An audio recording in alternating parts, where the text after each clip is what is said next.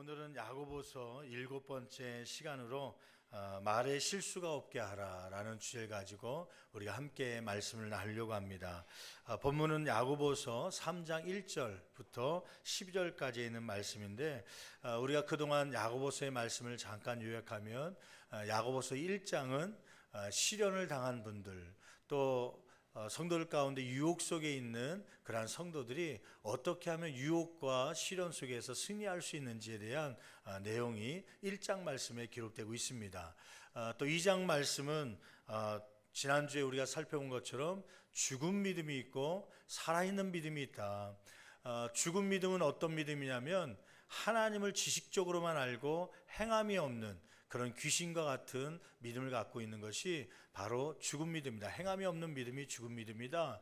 반대로 살아있는 믿음이 있는데 그 살아있는 믿음은 아브라함처럼 하나님을 지식적으로만 아는 것이 아니라 준비하신 하나님, 또 죽은 자도 다시 살리신 하나님, 그러한 믿음을 가지고 아들 이삭을 주님 앞에 드리기를 망설이지 않았던 그러한 행함이 있는 믿음이 있을 때 살아있는 믿음이라는 것을 우리가 함께 살펴본 줄 믿습니다.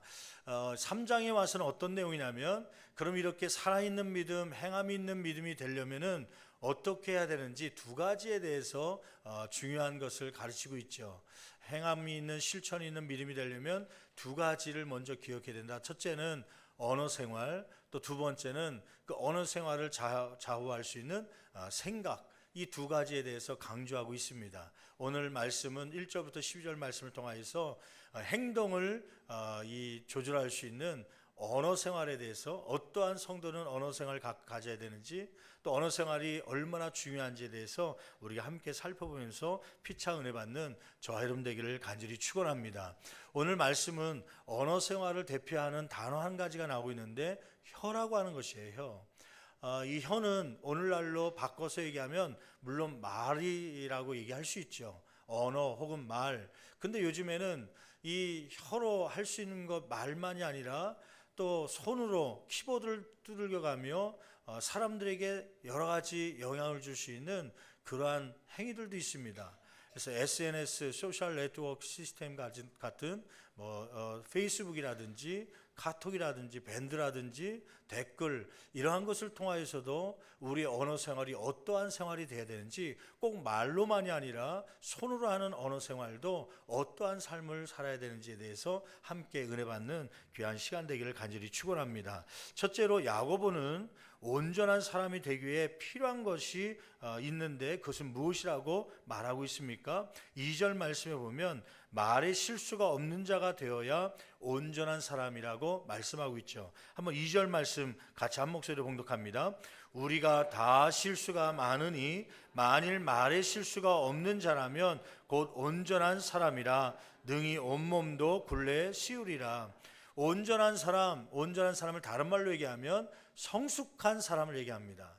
저 사람이 신앙적으로 성숙한 사람인지 아닌지를 보려면 무엇을 보면 되냐면 말에 실수가 있는지 없는지를, 곧 언어 생활을 보면 그 사람의 신앙의 수준을 판가름할 수 있다고 하는 것이죠.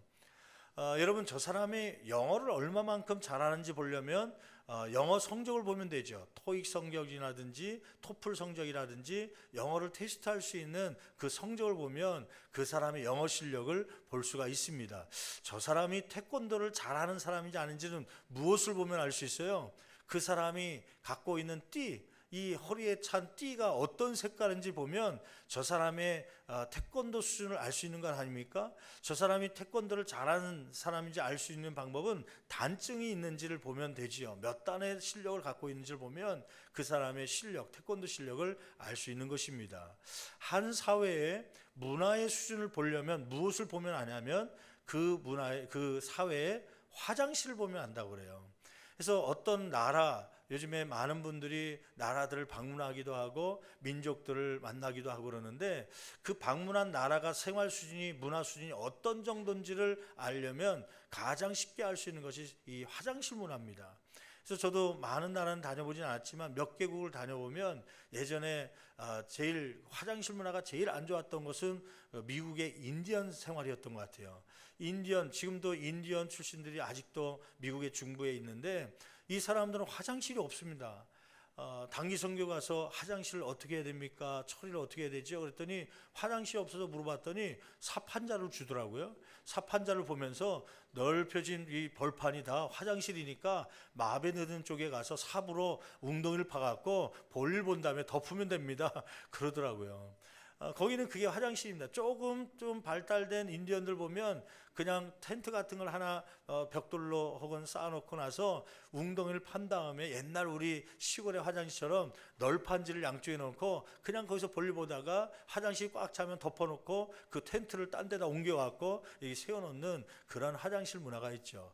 근데 반대로 화장실 문화가 아주 고급적인 그 나라와 민족들이 있습니다. 특히 유럽이나 미국이나 이런 데 가보면 화장실 문화가 지금 우리 수준보다는 조금 잘 돼 있는 데가 많습니다. 잘 돼 있다고 하는 것 중에 하나는 화장실에 들어가면 벌써 향취가 다르지요. 잘 돼 있는 이 나라의 화장실은 소파가 입구에 다 있습니다. 그래서 우리는 보통 화장실에 들어가면 세면대가 있고 세면대 안쪽으로 해서 화장실이 있는데 그 세면대 들어가기 전에 먼저 소파가 있고 거기에 잡지가 있어요. 그래서 화장실에 들어가는데 손님들이 많이 있으면 그 소파에 앉아서 잡지를 읽다가 손님이 빠져나가면 순서대로 들어가면 되죠. 우리나라는 아직 그런 문화까지는 안 가갖고 우리는 그냥 줄 서 있다가 사람들이 빨리 나오기를, 빨리 안 나오면 에헴 자꾸 그러면서 나오기를 바라는 그런 아직도 그러한 문화 속에 있지요. 요즘에 우리 화장실 문화도 조금씩 좋아지면서 이제 화장실의 향기도 신경 쓰고 있는 화장실 냄새가 돼야 되는 것이 아니라 쾌적한 생활 문화가 돼야 된다. 그러한 운동을 조금씩 벌이고 있는데 그 중에 하나가 뭐냐면 요즘 캠페인하고 있는 것 중에 공중 화장실에 휴지통 없애기 운동을 하고 있죠. 혹시 아십니까? 공동 화장실에 휴지통 없애는 운동을 하고 있는지요. 이 그 유럽이나 이런 좋은 문화 속에 있는 나라의 화장실은 휴지통이 없습니다. 그래서 볼일 보고 화장지가 이제 물에 잘 녹는 화장지로 만들었기 때문에 볼일 보고 그 변기통에다 넣으면 그 변기통에 이 오물과 함께 배설물과 함께 내려갈 수 있도록 휴지통에 휴지를 담지 못하게 만들어놔요. 이유는 뭐냐면 화장실의 냄새가 대부분 어디서 나냐면 그 휴지통에서 나오기 때문에 그래요. 그 배설물들을 닦은 그런 휴지들이 죄송합니다. 이 점심시간 앞두고 그 휴지통에 그대로 놓기 때문에 그래서 외국 사람들 특히 유럽이나 미국에서 발전된 그런 나라에서 온 손님들이 한국에 와서 당황하는 것 중에 하나가 그 화장실에 변기통 옆에 휴지통을 보면서 좀 마음에 편치 않다고 그래요. 그래서 이것을 없애는 운동을 하죠. 그래서 어떤 지역적으로 공중 화장실 휴지통 없애기를 하는 것도 종종 있습니다. 그 휴지통 화장실을 보면 그 민족들의 문화 수준이 어느 정도인지를 대충 알게 되는 것이죠. 그러면 여러분 저 사람의 신앙생활을 어느 정도 수준인지를 알 수 있는 방법은 무엇일까요? 여러분 대부분의 사람들은 헌금 생활, 주일 생활, 주일을 잘 성수하는지 안 하는지 또 기도 생활을 얼마나 많이 하고 있는지 대체적으로 그런 것으로 그 사람들의 신앙생활을 보려고 할 텐데 오늘 성경에 보면 그것보다도 더 중요한 바로미터가 있다는 것이에요. 그것은 뭐냐면 말의 생활입니다. 언어 생활을 보면 그 사람의 신앙생활의 수준이 어떠한지를 알 수 있는 것이에요. 여러분 기도 시간이 많이 있다고 해서 교회를 잘 나오고 있다고 해서 그 사람의 신앙이 좋은 것은 꼭 아닙니다. 근데 이 언어 생활을 보면 그 사람의 상태를 볼 수 있다는 것이죠. 그래서 아까 읽었던 2절 말씀 보니까 우리가 다 실수가 많으니 만일 말에 실수가 없는 자라면 곧 온전한 사람이다. 성숙한 사람이다. 그 인격이 잘 됐는지 안 됐는지 보려면 무엇을 보면 된다? 언어 생활을 보면 그 사람의 인격이 보이는 것이고 언어 생활을 보면 그 사람의 신앙생활의 수준을 볼 수 있는 것이에요. 바라기는 우리 언어 생활을 통하여서 성숙한 신앙생활을 보일 수 있는 저와 여러분 되기를 간절히 축원합니다. 그래서 1절 말씀 보면 너희는 선생된 우리가 더 큰 심판을 받을 줄 알고 선생이 많이 되지 말라 그렇게 명령하죠. 이 속뜻은 선생이 되려고 하지 말라가 아니라 많은 그 당시의 사람들이 존경을 받으려고 또 사람들을 지배하려고 자꾸 리더자의 자리에 올라가지만 선생이 되고 리더가 될수록 말을 많이 하게 되기 때문에 말을 조심해야 된다고 하는 그러한 내용으로 많이 선생이 되지 않기를 원한다고 하는 그러한 말씀을 한 것을 우리가 보게 됩니다. 여러분, 둘째로 그러면 이렇게 전체적인 내용이 혀의 사용, 언어 생활을 조심해야 된다고 하는 말씀을 주시면서 왜 조심해야 됩니까? 그 이유 세 가지를 하나님께서 야고보서를 통하여서 우리에게 말씀하시죠. 첫째는 왜 우리가 언어 생활을 조심해야 됩니까? 첫째는 혀는 작지만 강력한 힘이 있기 때문에 이 언어 생활, 혀의 사용을 조심하라고 말씀하고 있죠. 작은 것이지만 큰 영향력이 있다. 이것을 비유적으로 세 가지를 비유합니다. 첫째는 3절 말씀 보면 말의 재갈, 달리는 말 있잖아요. 지난 시간에 우리가 배웠던 것처럼 이 힘이 있고 장정이 몇 사람이 붙어도 감당할 수 없는 힘이 있는 말을 제어할 수 있는 비결이 있는데, 그것은 말에 무엇을 물리는 거예요?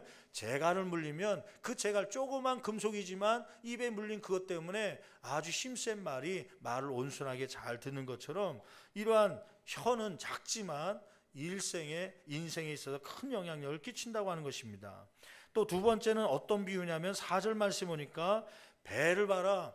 배를 보면 큰 배가, 저는 인천에 갔더니 인천에 큰 배가 들어왔는데 난 처음에 빌딩인 줄 알았어요. 차들 때문에 밑에가 잘 안 보이고 건물 때문에 가려서 막 10층 넘게, 막 10층 높은 그런 빌딩들이 있어서 난 빌딩인 줄 알았더니 가까이 가봤더니 배더라고요. 배들이요. 여객선인데 밑에는 이제 배로 되어 있고 위로는 빌딩이 10층 이상 올라간 것처럼 아주 객실들이 많이 있는 큰 배더라고요. 근데 그 큰 여객선조차도 작은 키지만은 그 키를 가지고 방향을 제어하는 것처럼 이러한 작은 것이지만 이 혀는 큰 영향력을 끼친다고 하는 것입니다. 세 번째는 많은 나무를 숲을 태우지만 그 숲도 작은 성냥불 하나로 태우게 된다고 하는 말이죠. 공통점이 있죠. 키, 성냥불, 작은 불, 그 다음에 또 하나 재갈이라고 하는 것, 이 세 가지의 공통점은 크기로 비유한다면, 비율적으로 따진다면 작은 것입니다. 우리의 혀도 마찬가지죠. 작은 것이죠. 약 9cm 된다고 그래요. 9cm. 9cm. 어느 분들은 또 10cm 정도 나오는 분이 있고 어떤 분은 조금 짧을 수도 있겠지만 평균적으로 혀는 9cm 정도 된다고 합니다. 저는 그 동물 중에 아주 깜짝 놀란 그 혓바닥이 큰 동물을 봤는데 소의 혓바닥이요. 난 소의 혓바닥을 살아있을 때는 제대로 못 봤는데 이게 얼마나 큰지를요. 성탄절날 우리 교회에서 떡국을 끓입니다. 떡국을 끓이는데 우리 여성교회 임원들이 또 장로님들이 우리 독산동 가서 거기에서 이제 뼈나 살을 갖고 와서 국물을 내서 그 국물 가지고 떡국을 끓이는데, 하루는 목사님 이거 국물 끓일 재료를 갖고 왔습니다. 한번 보시죠. 그래서 갔더니요. 뭐 봉지를 열어봤더니 이만한 팔뚝만한 뭐가 살이 하나가 들어가 있더라고요. 이건 등심입니까? 안심입니까? 처음 보는 것 같은데 이게 뭐예요? 그랬더니 소 혓바닥입니다 그러더라고요. 깜짝 놀랐고요. 그동안 떡국을 맛있게 먹었는데 그 국물을 뭘로 냈냐면 소 혓바닥을 집어넣어 갖고요. 이게 뼈나 살로도 국물을 낼 수 있지만 맛있는 국물을 내려면 소 혓바닥이 들어가야 된다는 거예요. 제가 하루는 식당을 가다가 뭐 그 소머리 국밥이라고 있어갖고 맛있게 생겨갖고요. 그 뭐 맛집이라고 해서 들어갔더니 거기서 나오는데 그 고기 중에 하나가 소 혓바닥이 들어가 있더라고요. 소 혓바닥을 아마 그런 이유 때문에 국물 내려고 맛있으니까 그 혓바닥 하죠. 이 옆에 있던 집사님이 맛있게 드시더라고요. 그래서 집사님 그 살 무슨 살인지 아세요? 했더니 몰라요. 그냥 뭐 안심인가 등심인가 그러겠죠. 그러더라고요.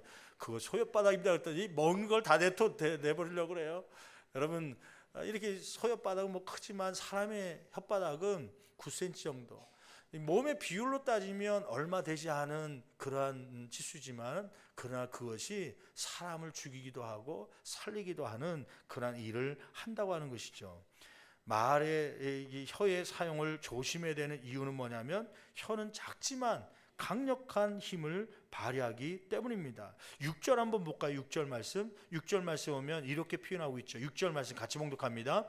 혀는 곧 불이요 불의의 세계라. 혀는 우리 지체 중에서 잠깐만요. 혀는 짧은 9cm밖에 되지 않지만 그것을 통하여서 무엇을 더럽힌다는 거예요?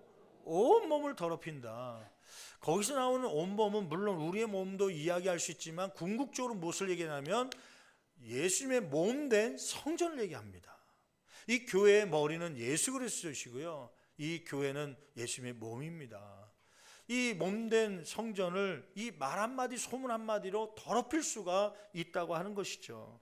강력한 그러한 힘을 발휘할 수 있다는 것입니다. 또 그 작은 혀에서 나오는 말 한마디가 어떠한 일을 한다는 거예요. 그 6절 중반절 말씀 보니까 온몸을 더럽히고, 그 다음 같이 읽어봅니다. 삶의 수레바퀴를 불사르나니, 삶의 수레바퀴라는 건 뭐냐면 인생을 얘기합니다.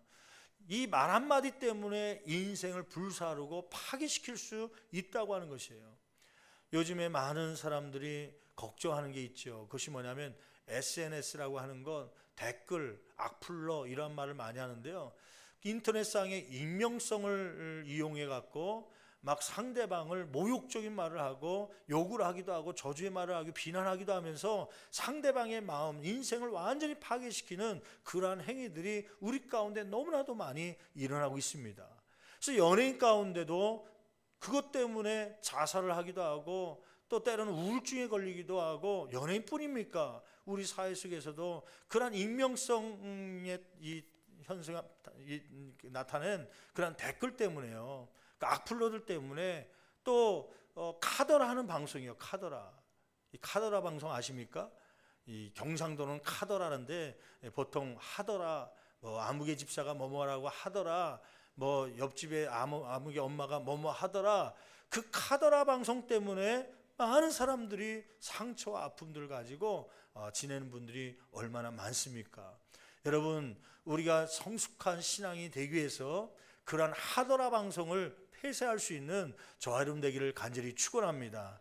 그 익명성으로 나의 상대방을 비난하고 사람들을 욕하고는 그러한 모습들이 사라져야겠죠.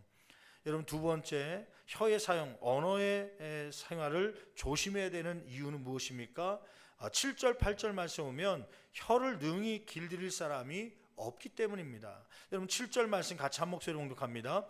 여러 종류의 짐승과 새와 벌레와 바다의 생물은 다 사람이 길들일 수 있고 길들여 왔고, 거기 말씀 보니까 짐승들, 여러 종류의 짐승들, 또 새들, 벌레, 바다의 생물, 이러한 모든 것들은 길들일 수 있고 길들여 왔다고 하는 것이에요. 진짜 원숭이들을 길들이더라고요. 원숭이들 길들여서 진짜 사람처럼 원숭이 쇼 같은 거 하기도 하고요. 나라는 새, 앵무새를 가지고 또 말을 훈련시켜 갖고 길들여서 앵무새 쇼도 보여주기도 하죠. 제가 그 미국에 있으면서 LA 밑으로 샌프란시스코라는 데가, LA 밑으로 샌디에고가 있어요. 샌디에고에 가면은 시월드라는 게 있습니다. 시월드에 가면 바다 생물들이 많이 있는데 그 중에 물개 훈련시켜서 물개 쇼를 하기도 하고, 때로는 바다 표범 쇼도 하기도 하는데, 거기에 가면은 이 다른 나라에 없는 쇼 하나가 있습니다. 그것은 뭐냐면 밍크고래 쇼입니다. 밍크고래 아십니까? 아주 등치가 커갖고요, 등이 시커멓게 돼 있지만 배는 하얗게 된 그러한 고래가 하나 있는데, 뭐 등치는 보통 사람의 막 20배 30배 되는 그러한 몸통을 갖고 있죠. 근데 이 밍크고래가 사람의 호루라기나 사람의 손짓 하나에 막 반응하더라고요. 막 박수도 치기도 하고요. 때로는 수중 밖으로 줄을 쳐놨는데 저쪽에서 수영하면서 점프해갖고 그 줄을 뛰어넘기도 하면서요. 또 사람의 손동작 하나에 큰 동그란 그 공이 있는데 그 공을 코로 세우고 그런 모습들을 보기도 했습니다. 그러면서 또 물장난을 치는데요, 앞에 있는 그런 방청객이라고 그러나 뭐 이 손님들에게 이 물을 막 끼얹으면서 물 장난을 하는 그런 것도 훈련돼서 되더라고요. 저는 그 여러 동물들을 봤지만 도저히 저 동물은 훈련되지 않을 거라고 생각했던 동물이 하나 있었는데, 그걸 보면서 놀라기도 했어요. 그게 뭐냐면 악어였습니다. 악어요.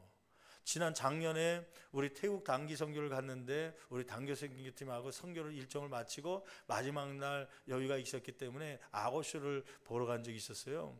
근데 악어쇼를 보러 갔는데, 여러분, 악어가 이게 입 힘이 얼마나 턱 힘이 셉니까? 이게 턱턱 하는데 소리가요 아주 막 크게 나고, 그 입으로 이 모든 동물의 뼈를 누르면요 막 바스라지고 이 부러지고 막 그러는 것이죠. 근데 악어 쇼를 하는데 그 조련사가요, 그 악어를 데리고 쇼를 하는데 입을 벌리라고 하니까 입을 쫙 벌리더라고요. 닫지 말고 벌리라고 했으니까 10분이든 5분이든 입을 쭉 벌리고 있어요. 그러면서 그 조련사가요, 자기의 처음에는 손을 그 입속에다 넣더라고요. 나는 그 손을 넣으면 그 악어가 탁 닫을 줄 알았는데 이렇게 코를 잘 쓰다듬어 주면서 손을 넣으니까요, 닿지 않고 가만히 있더라고요.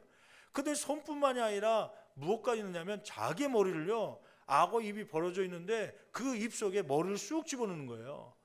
아니, 그 악어가 입이 탁 닫아지면 그 목은 잘려지는 거죠. 큰 사고가 일어나는 거죠.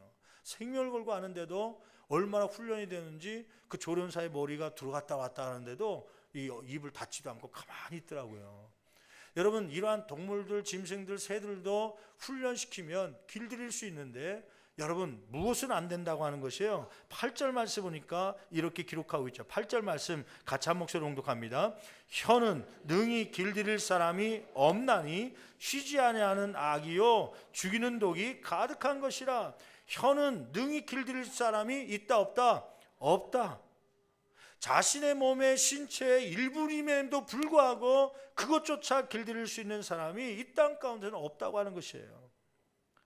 나도 모르게 안 해야 될 말을 하기도 하고, 때로는 무의식적으로 하기도 하고, 습관적으로 내뱉는 말 때문에 사람들의 마음을 아프게 하고 상처를 준 적이 얼마나 많이 있습니까? 저는 지난 주간에 지나오면서요, 우리 막내가 있는데 은별이가 초등학교 3학년인데 초등학교 3학년짜리에게도 말의 상처를 제가 받기도 하더라고요. 나는 재밌으라고 애들한테 이야기를 했죠. 야, 아빠가 이렇게 했더니 저렇게 했다, 너도 그러지 마, 막 얘기했더니요, 그 이야기가 지나가면서 뭐래? 그러면서 지나가더라고요. 요즘 애들의 말투가 그러더라고요. 이게 어이가 없다는 표현을 뭐래? 그러면서 이렇게 지나가는데, 이게 자녀가 초등학교 3학년인데 막내가 아버지한테 그 말 하는데, 이게 기분 나쁘기도 하고요, 섭섭하기도 하고, 뭐라고 해야 되나, 데리고 와서 얘기는 해주긴 했지만은 어른한테는 그런 말 쓰는 거 아니라고 얘기했지만, 요즘에 이 습관적으로 무의식적으로 우리는 내뱉는 말이지만 이 말 때문에 상처받는 성도나 이 말 때문에 상처받는 가족 구성원들이 얼마나 많이 있습니까? 여러분, 세 번째, 왜 우리가 혀의 사용을 조심해야 됩니까? 첫째는 아까 이야기했던 대로 이 작지만 강력한 힘이 있기 때문에 조심해야 되고, 두 번째는 길들일 수 없기 때문에 조심해야 되는 것이고, 세 번째는 오늘 말씀 9절에서 10절 말씀 보니까 사람에게 하는 말은 하나님께 하는 말과 같기 때문에 그 말을 조심하라고 말씀하고 있죠. 여러분, 9절 10절, 9절 특별히 우리 같이 한 목소리로 봉독하겠습니다. 이것으로 우리가 주 아버지를 찬송하고 또 이것으로 하나님의 형상대로 지음을 받은 사람을 저주하나니. 잠깐만요. 한 입으로 찬송, 하나님께 찬송하고 기도하고 감사하다고 예배드리는 말을 할 수 있어요. 근데 그 입으로 또 무엇도 할 수 있냐면 저주의 말을 할 수 있다는 거예요. 맞지 않습니까? 그런데 사람을 욕하고 사람을 비판하고 저주하는 말은 어떤 말이냐면, 한번 9절 하반절 말씀 자세히 읽어볼까요? 주 아버지를 찬송하고 또 이것으로 하나님의 형상대로 지음을 받은 사람을 저주하나니.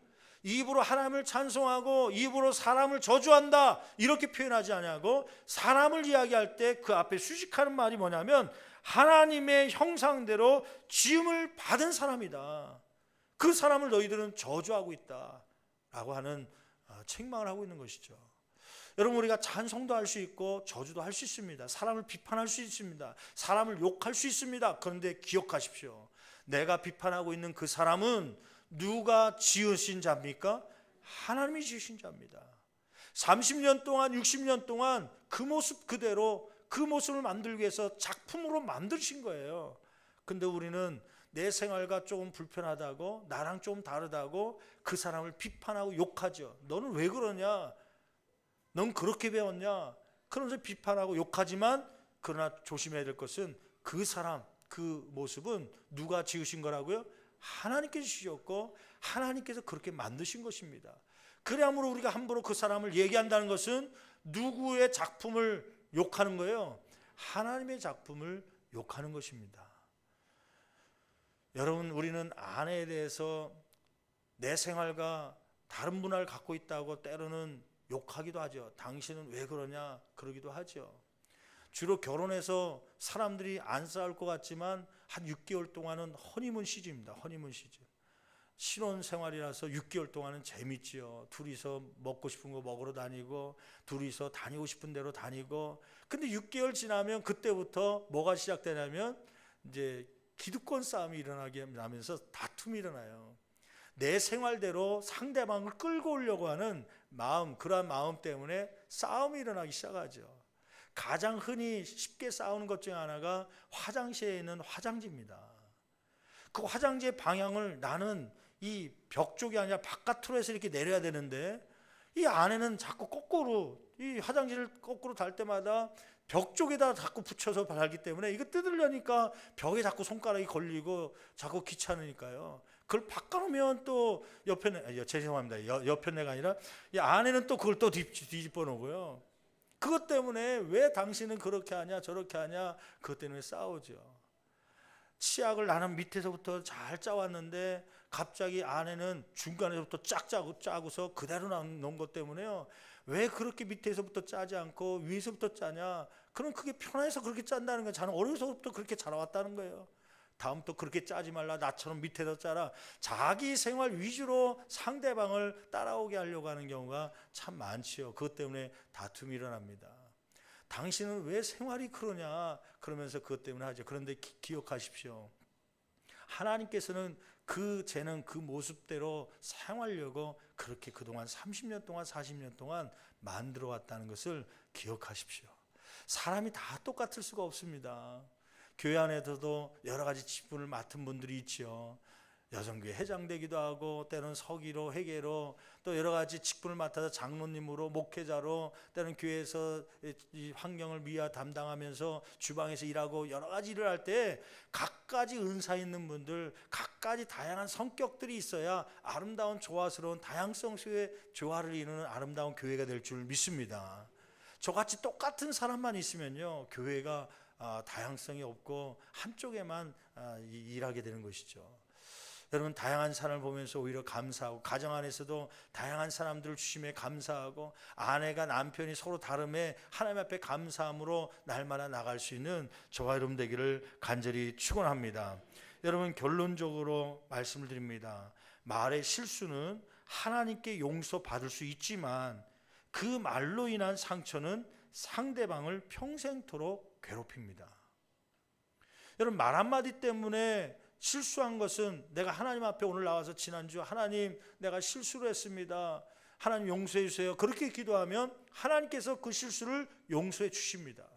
그런데 기억하십시오. 그 말 때문에 받았던 상처는 상대방의 상처는 하나님께 비록 용서는 받았지만 그 상처는 평생토록 가게 되는 것입니다. 그래야므로 말의 사용을 조심하라고 하는 것이죠. 오늘 말씀을 제가 보면서 오늘 부부주일이라서 부부간의 가정 안에서 실수할 수 있는 말들이 많은 우리가 기억하고 적용을 이렇게 했으면 좋겠어요. 제가 책을 보니까 자료를 찾아보니까 부부간에 해서는 안 될 말들이 참 많더라고요. 부부간에 가장 상처받는 말이 뭐라고 생각하십니까? 단어들을 찾아본다면 몇 단어가 있는데 그 중에 하나가 무슨 말이냐면 그래 우리 이혼해 라고 하는 말이 상대방에 큰 상처가 된다고 해요. 결혼한 지 얼마 안 돼서 즐겁게 생활하다가 어떤 싸움이 나면서 갑자기 남편이 아내에게 그래 이렇게 살 바야 우리 이혼해 라고 하는 말을 들을 때 아내의 마음은 철커덕 내려앉는 것이죠. 배우자의 마음은 큰 충격에 휩싸이는 것입니다. 그것만은 안 되는데 울고 불면서 미안하다고 잘못했다가 처음엔 그러지요. 근데 이게 한번 이게 협박성의 이런 카드를 쓰고 나면은 말을 잘 들으니까 이 카드를 자꾸 종종 쓰거든요. 그래 우리 이혼하자. 근데 기억하십시오. 그 말이 자꾸 사용될 때마다 그 충격은 전혀 와닿지 않습니다. 그리고 그 말을 이혼하자는 말이 자꾸 반복될 때에 결국 우리의 삶은 어디로 향하고 있냐면 이혼에 가까워지고 있다는 것을 기억하십시오. 이 이혼하자는 말이 상대방에게 큰 상처를 주게 되는 것이죠. 또 어떤 말이 상대방 배우자에게 상처를 주냐면 당신은 왜 그런 식이야 할 때 상대방이 뭐라고 얘기하냐면 내가 그러는 당신은 잘한 게 있어? 어떤 줄 알아? 그러면서 반격적인 말이요. 어떤 실수를 해서 그 말에 대해서 그 사건을 놓고 얘기하는데 상대방이 오히려 반격을 한다고 과거에 있었던 것, 예전에 있었던 것 그걸 끄집어내서 상대방의 또 상처를 건드리는 반격적인 말이 큰 상처가 된다고 하는 것이죠. 세 번째는 어떤 말이냐면 비교하는 말입니다. 옆집 남편처럼 할 수 없어? 그렇게 말하는 거예요. 아무개 엄마처럼 다정하게 그렇게 살면 안 돼? 그렇게 얘기하는 비교하는 말이 배우자에게는 큰 상처가 된다고 하는 것이죠. 비교는 그 자체만으로도 갈등의 원인이 되는 것입니다. 네 번째는 어떠한 말이 상처를 주면 당신 그렇게 하는 것이 한두 번이야? 예전부터 계속 그렇게 해온 거 아니야? 그러면서 예전이랑 똑같은 실수를 한다는 것을 지적하는 거예요. 여러분, 우리는 과거의 이야기를 끄집어내면 해결될 것 같지만 오히려 과거의 이야기를 끄집어내면 과거에 있었던 안 좋은 감정까지 나오기 때문에 더 큰 싸움이 된다는 것을 잊어버릴 때가 있어요. 또 상처를 주는 말 가운데 하나가 뭐냐면 당신은 몰라도 돼 라고 하는 말입니다. 시댁의 이야기를 하고 있을 때 그것이 어떤 이야기인지 궁금해서 그게 어떻게 되는 거야? 나한테 나 좀 알면 안 돼? 그러면은 이 배우자가 이렇게 얘기하죠. 당신은 몰라도 돼 라고 하는 것이 이 배우자에게는 큰 상처로 남는다는 거 아닌 것입니다. 여러분, 상처 가운데 부부간에 상처를 주는 말 가운데 가장 큰 상처가 뭐냐면 이 말인 것 같아요. 너 그거 네 부모가 그렇게 가르치대? 라고 하는 말이에요. 여러분, 부부는 싸울 수 있습니다. 서로 어쩌면 다툼을 통해서 서로의 반쪽을 양보하는 그런 과정으로 갈 수 있습니다. 이렇게 얘기하면 상대방이 마음을 상하게 하는구나, 혹은 이렇게 행동하면 상대방이 불편하게 하는구나, 그러면서 마치 톱니바퀴가 서로 간에 나온 부분 들어가는 부분을 맞춰가듯이 이 서로 부딪히는 부분을 깎아가면서 맞춰가는 작업이 어쩌면 다툼이요 싸움일 수 있습니다. 그런데 그 싸움을 할 때 주의사항이 하나 있다고 그러잖아요. 그것은 뭐냐면 장애 경기를 하지 말아야 됩니다. 링 안에서 두 선수가 싸워야지 그것으로 끝나야 되는데 대부분의 싸움은 어디까지 번지냐면 장애 경기로 번집니다. 그래서 자기들을 얘기가 아니라 상대방의 부모의 이름을 불러가면서 네 부모가 그렇게 가르치냐? 네 친정엄마를 봤더니 똑같더라. 네 시부모님이 그렇게 말하더냐? 막 그러면서 서로 간에 싸우다 보면 가정싸움이 되고 그것 때문에 평생 지울 수 없는 상처가 되는 것입니다. 여러분, 우리의 신앙생활은 무엇을 통해서 볼 수 있냐면요, 기도생활, 출석 잘하는 것, 혹은 헌금생활 잘하는 것, 그것으로 신앙의 수준을 볼 수 있는 것이 아니라 우리의 말의 생활입니다. 언어 생활을 통해서 우리의 성숙함을 보일 수 있는 것입니다. 이 성숙함을 가장 먼저 보여야 될 사람이 누구냐면 배우자입니다. 가정 안에 있는 식구들입니다. 같은 식탁에 둘러앉은 가족들입니다.